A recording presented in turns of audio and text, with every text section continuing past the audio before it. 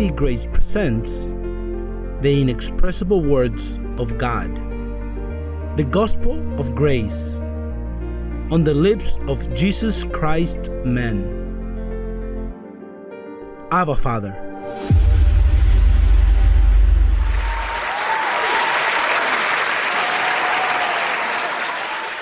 Well, let's go to the message. Galatians chapter 4, verse 19. My little children, for whom I labor in birth again, until Christ is formed in you. You know that Paul, when he saw the Galatians, he went there. He was the pastor there. He raised a congregation with grace. But what happened that the presence of circumcision, the apostles, they begun to inflict the zeal they had for that grace. It's like it's happened here. Sometimes you invite someone and they got excited and suddenly they liked it and almost accept it. But then he doesn't show up the following week because he found someone from circumcision that tells him, be careful in going to that church. And suddenly he aborts. The child aborted. After he was almost being informed, right? It's like a mother that she's 3 months pregnant, and when she takes her sonogram, wow, look, the baby is being formed. To abort that child would be the worst by an accident. Well, in the spiritual aspect, Paul suffered a lot on account of circumcision. And since you know that the apostles came to Galatia, and they caused a lot of harm to a congregation. And on account of the problems he had to remain in Galatia. So during that time is when he begun that congregation. But when the circumcision, the Protestants of those times, the evangelicals of those times, the Catholics, he had to say, my little children, I suffer birth pains until Christ is formed. So then to form Christ in a life takes time. To form you until you become firm and lose the fears and the fright that the experiences of your life, your religious experiences have brought about. We've seen many people abort in this congregation. We've seen people that we almost had convinced, almost gave birth. In fact, I remember that I had to go through that process because that begun in me, the revelation. But there were moments, for an example, to remove the rudiments. I remember that here in Miami, the Lord told me, listen, that of baptism in water, that's nonsense because you've already been baptized in his death. Oh, Lord, if I say this Sunday, people are going to leave because he told me that, but not you. Oh, and we just had finished celebrating a baptism a few months prior in Tropical Park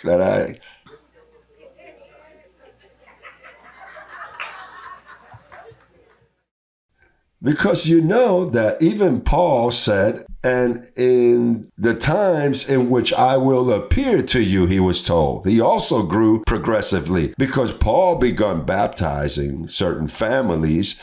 But now he says, Christ did not send me to baptize. But what is it? You were baptizing just recently, and now Christ told you not to? Well, I used to go through that same process. I said, wow. And listen, when God tells me something, I can't stop that. I can't say, I'll leave it for later. What? If he says I have to say it, even if people leave, well, I was prepared. Even if I were to stay with just 5, with those 5, we will function. Well, until I realized that that is nonsense. That is to wet people. That is the biggest abuse. To wet you in water, that's ignorance. That's a rudiment. That doesn't make sense because you have already been baptized into his death. You've been free from the devil and sin, and that's a symbol of sin. So baptize you for what? I understood that when the mind of Christ came and spoke to me. And I said it, and many left the congregation. But I used to continue with the Holy Communion.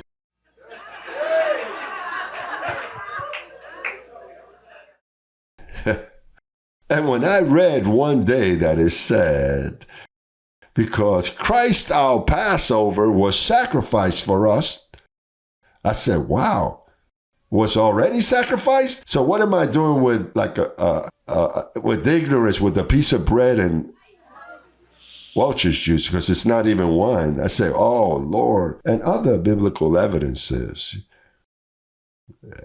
You have to say it on Sundays. Oh, and again. But I didn't abort. God didn't have birth pains with me because I said this baby is going to be born. It wasn't easy because it's that, don't you see that the world has been ruined by religion, but ruined. And there are fears that you already have in your mind that it begins in the crib. They begin to feed you that poison. Imagine that to form Christ in you, you know what it is? And after it's formed, you're on the other side of the lake. Oof, when Christ is formed in you, then, listen, there is no trial on this earth that can be against you. There aren't any economical or physical situation that comes against you. But to form Christ in the life of someone is the most marvelous thing. Because it's that, in fact, the gospel is for salvation, to save yourself from yourself. Notice what Paul says to this church in verse, right there in chapter 4, but from 9 to verse 11. But now after you have known God, but he corrected himself quickly because you didn't come to know God. God appeared to you. That's why he says, or rather, are known by God, because the free will, that don't exist. How is it that you turn again to the weak and worthless rudiments? Look how the law is, weak and poor.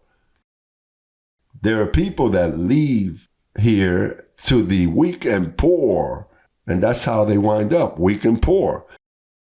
To which you desire again to be in bondage? You observe days and months and seasons and years. I am afraid for you, lest I have labored for you in vain. How sad, right?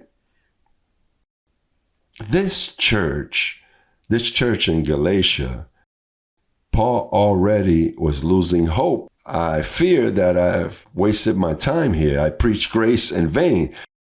They didn't simulate the grace because of the influence of the apostles.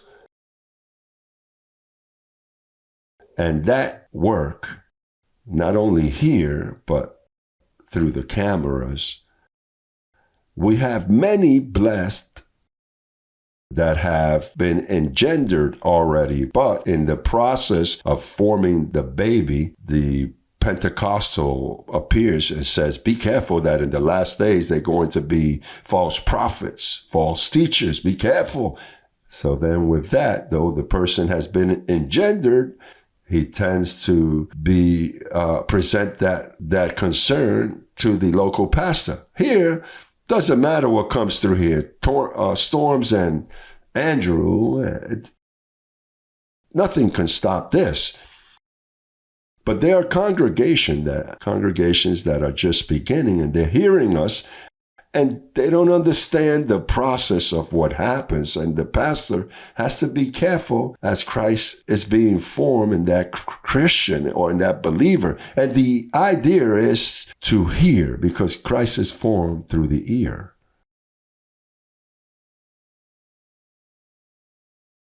Well, and notice that even Jesus of Nazareth, when he was going through his challenges, he had moments when he could have aborted, when he said, "Let this cup pass from me," because he was feeling the power of the flesh ministering to him, because he had accommodated himself to the social life of those days. He had a mother and brothers. Though he had a vision, he had flesh, because he came in the likeness of sinful flesh. He had challenges, as I had them. If I say this on Sunday, what am I going to pay the electricity with and the rent? If so-and-so leaves, and we think about that, and the flesh gets in the way. Naturally, he said, let it be your will and not mine. And he resisted the trial and didn't retrieve. And you go through situations like that. You say, can this be true? So many situations. Why they say so much? And there are people who at the moment the ship is going adrift. And if you falter, Christ is not formed. Because the idea is to continue until the end. Listen, if I was to stop, I wouldn't have known that Christ was on earth. Because I myself was being formed. And now it's so clear to me that I am Jesus Christ. That to me is a bunt to the picture that you're Jesus Christ. Man, that is so easy. That I am God. God hides in worse places. He hides. God is hidden. Naturally, if you're God, answer this. Well, I don't know that. This veil doesn't know that. For this veil to know it, the mind of Christ has to tell me first. If he doesn't tell me, I'm just as ignorant as the one in the corner. I know what he tells me, and what he tells me, I say it. And this is a process. Everything has a process. The life of Paul, it was a process. In the life of Jesus of Nazareth, he was playing around and he didn't know who he was. If that dove wouldn't appear and said, "This is my beloved son," he was out there like any other child. And Mary, with everything she knew, she also had doubts. She used to inquire and say, "But could it be? Perhaps I had an emotional experience and I heard that the angel said that his name is Jesus and that Emmanuel, that he's going to die for his people." Because this kid, he gets lost and he goes and speaks to the Pharisees.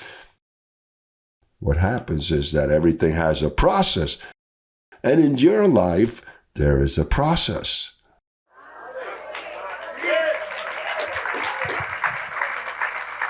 And he is dealing with you. And woe if there's an abortion in your mind. Don't abort. Hold the baby there until it's born. That Christ is being formed in you. And when that happens, you're going to be the happiest person on earth if you're not yet content, because nothing can come against you. There is no situation you cannot overcome.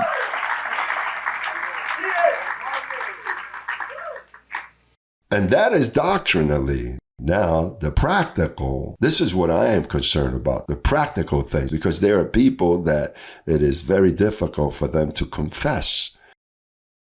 Because the gospel is power of God for salvation, to form Christ in you. And there's something that you have to do, because if you don't, you're going to suffer. Let's take a look at it in the book of Hebrews, chapter 1, verse 14, and so forth. Forget about chapter 2. The print shop put that. That is a letter. And when you write a letter, you don't put 1, 2, 3, and 4. You simply divide it by paragraphs. But unfortunately, those that wrote the Bible, they put chapter 1, chapter 2, chapter 3, chapter 4, and it hinders your understanding. I'm giving you that clue. Look at what chapter 1, verse 14 says. Are they not all ministering spirits sent forward to minister? You think you need angels to minister for those who will inherit it, salvation? And now, verse 1 of chapter 2, which should be verse 15 of chapter 1. So it says, for this reason, we must pay attention all the more to what we have heard, so that you will not drift away, that you abort. Not that you lose your salvation. God is not cheap. You are safe, always safe. Though you go adrift, fall on your face, abort, doesn't matter. You are safe, always safe. But the most important thing, that while you are here in this earthen vessel, you take advantage of that angelic service. For if the word spoken through angels prove steadfast, the law, and every transgression and disobedience received a just reward, how shall we escape if we neglect so great salvation? That is the gospel. So great salvation. Listen, the world has not escaped. There is 2,000 years of neglect. And you think the world has escaped? Look at the world. It's sad. With all the intellect, the science, everything that has evolved, it's great to have a cellular phone that you don't have to go to a box and drop 10 cents and, Your baby has a cellular phone. It is rich technology. How science has advanced. I don't have to pull the cable. Look at this. Cordless, how precious technology. With all of that, this society has neglected. They neglected such a great salvation. So there's all the sicknesses, cancer, the misery, AIDS, because of neglecting. Neglecting. Look at how the governments are doing. How the nations suffer, poverty, the political corruption, the global, this unity. Everyone is in misery. They are. Every government. What there is misery. Everyone is afraid.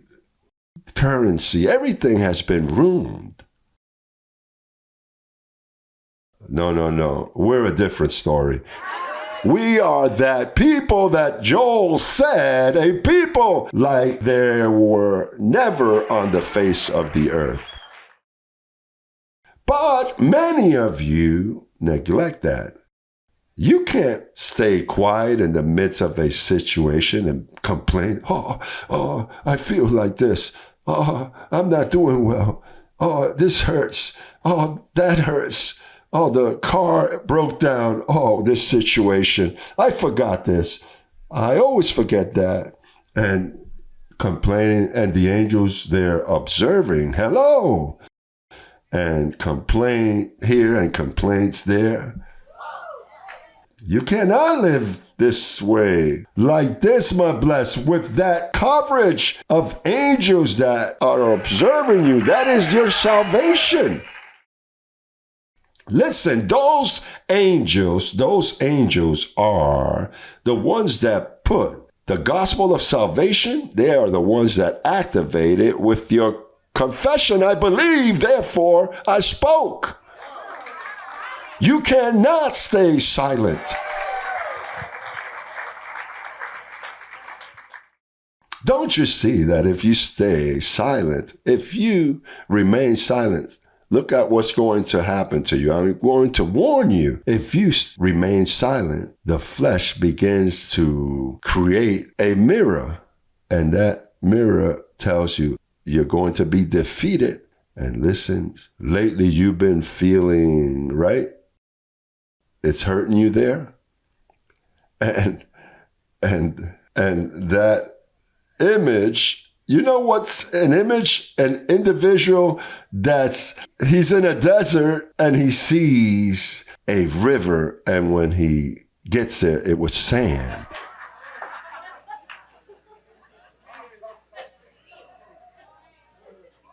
Well, the flesh is full of images.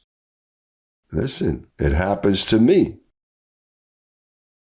What happens is that the baby has grown a bit. No, a little more. A little more. But this flesh has brought about many, many battles. But what happens is that this is what I'm telling you today is to comfort you with the consolation I've been comforted with. If not, it'll destroy you. The flesh has power to destroy you. You live in a body of death that is not subject to the law of God, nor does it want to.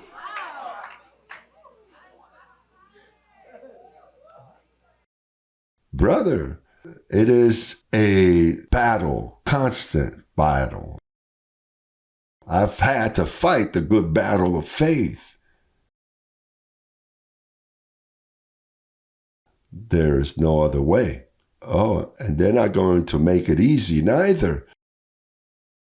And it doesn't matter if you're the man Christ Jesus, nor if you're his friend, nor if you're with him. Here, each one will carry its own load. And the gospel is the power of God for salvation.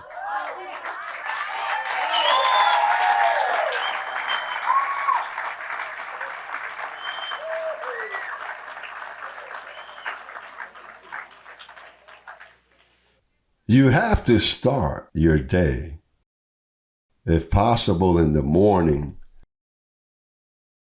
I say, today is the best day of my life. And your neighbor and your friend, if he's not into grace, he says, you're a hypocrite. The best day. If you're with a family member that doesn't understand grace, he's crazy. His head has been ruined because they don't understand what you're doing, because you have been saved by the foolishness of the preaching.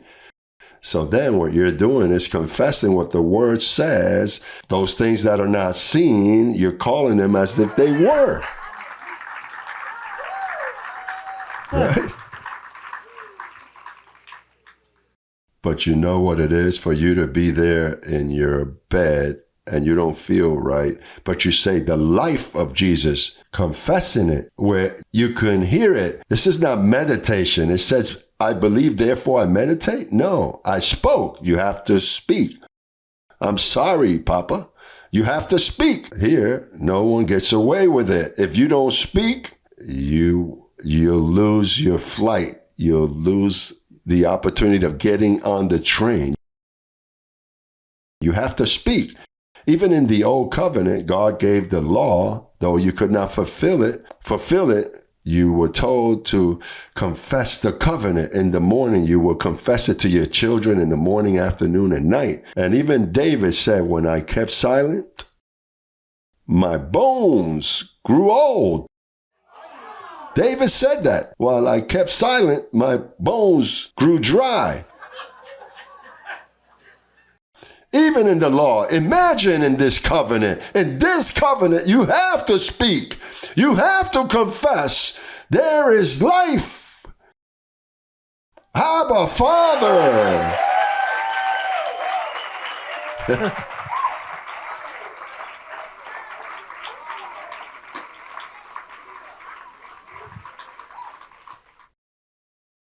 In this covenant, I speak curse words when the flesh gets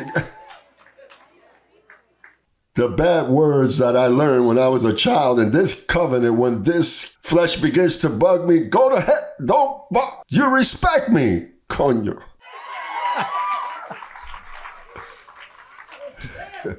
You have to do it, because whichever way, If you don't understand in Spanish, chitu, chite, you understand?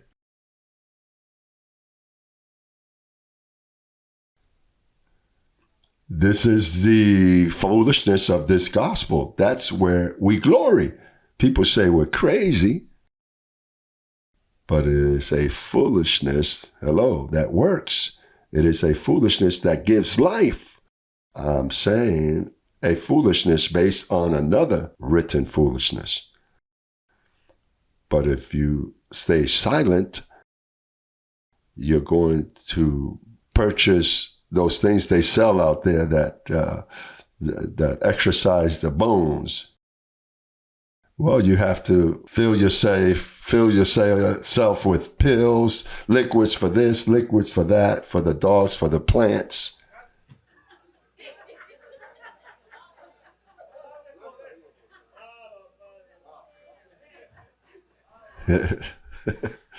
Listen, there was a lady that had spent all of her wealth in her sicknesses in the times of Jesus of Nazareth. And there were not many doctors, very few medicine, and she spent everything. And she says that she touched Jesus of Nazareth and virtue came out of him and she was healed. If she wouldn't have been healed, she would have spent all of her wealth in medicine and hospital. You become bound. You have to exercise your jaw and put oil. And the kids, when they're small, those kids that are always crying and complaining, take them from a very young age. Confess the word. Confess the word, and the child learns. And when the child begins to understand, he says, I found a new and living way. It works for my mother. It also works for me. If not, misery will eat you up. And you can say, I don't receive it. Misery will eat you up. I don't receive it. You don't receive it? Stay silent so you'll see. And you can't play with this. This is something that's very serious. This is very serious. It's like your friend, your girlfriend, boyfriend has an angel and you have another angel. And when you fail, your angel, that angel of the other, gets upset with you.